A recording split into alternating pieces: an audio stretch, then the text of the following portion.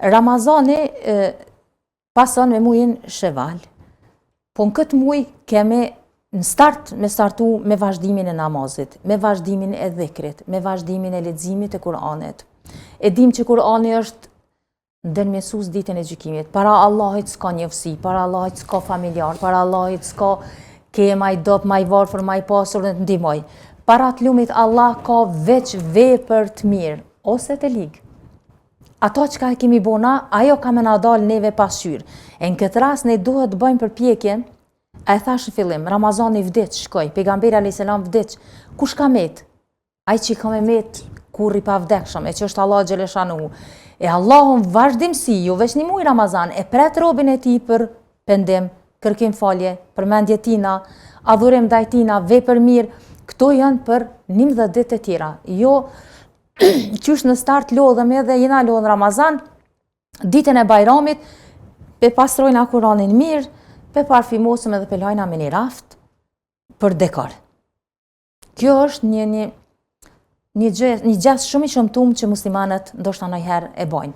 Edhe kjo nëse ne ashtu e lajmë Kur'anin në shaj që jo i mirë, që Zoti s'na i ka pranuar. Pse?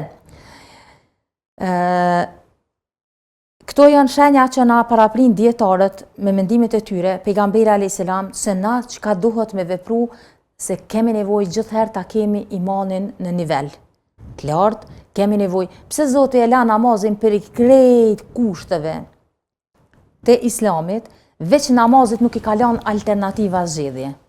Zeqatin me dhon, veç ata që kanë pasuni, e arrin sasin, nisabin e jep zeqatin. Haxhi veç për ata të cilët kanë mundësi. Ata që s'kanë mundësi, Zoti si dënon.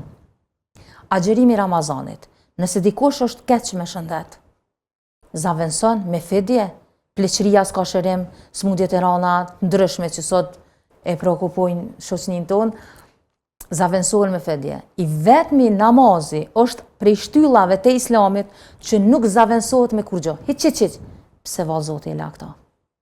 E la se dashti robën njëra ndër mirësitë, robën e vet me majt lidhur vazhdimisht me adhurimet, me bisedat me Zotin e tij dhe me i dhënë njeriu shpresë çdo herë për jetën e tij dhe njënën prej shtyllave e la namazin. Po ashtu edhe Kur'ani.